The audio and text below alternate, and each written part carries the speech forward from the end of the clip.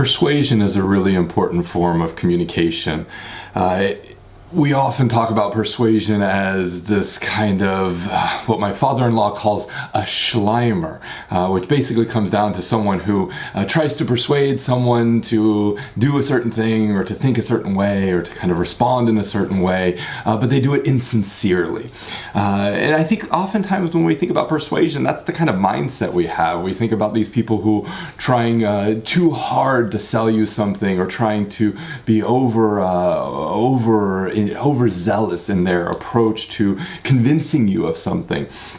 But I think persuasion is something we do every day. We are always trying to persuade each other to do things or to act a certain way or to think a certain way or to just feel something. I'm really persuading you right now. I'm, doing my best to persuade you that this content might be important in your life and that there's something here that you can gather, that you can take and act on in some significant way.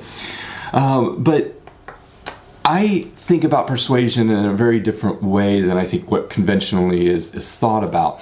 And that's because I do a lot of public presentations.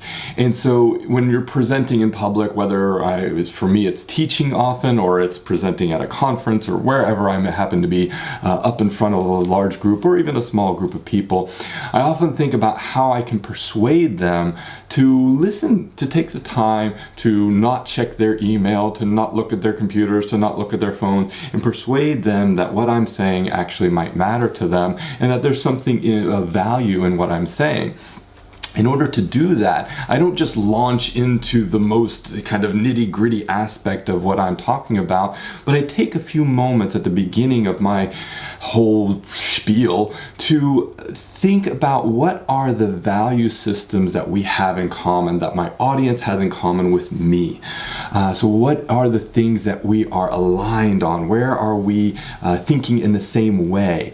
And if you use that to kind of set a foundation for how you can approach the rest of the information that you're going to tell them, then the act of persuasion becomes a lot more easier, or a lot easier just for them to kind of absorb, because they've already tuned into your frequency. You've kind of already had a foundation for them to build on as you give them more information.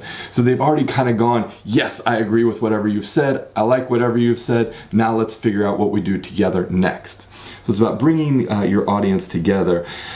Whenever I start a presentation, I often start it with the words I believe, and then I fill in the blank. And so I'll say something like, I believe in equality. And that's something that most people can kind of gather around and say, yes, we believe in equality too. So then that gives me the chance to say, I believe in equality. That's something that I know you share a belief in. And now we can kind of take that forward. And then I talk about my belief in equality and how that relates to technology or how that relates to the world that we live in.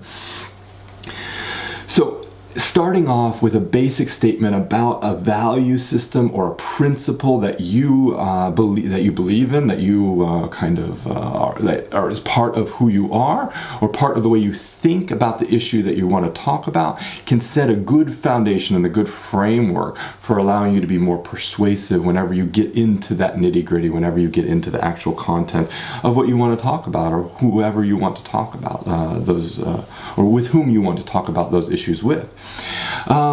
So I think what we have to do whenever we're trying to persuade someone, even if it's consciously or subconsciously, is start from that common value system. Okay, what do we have in common? What do you believe? What do I believe? Where are there touch points? Let's start there. And then we can move into more practicalities. We can move into more ways of achieving that shared vision, that shared ambition. So the next time you try to persuade someone, or next time you want to approach this issue of persuasion in whether you're presenting in public or you're just trying to talk your friend or family member into doing something, maybe start with, what do you believe? What matters to you about this issue? And see if you can find that common goal, that common identity before you move straight into what you actually want to do.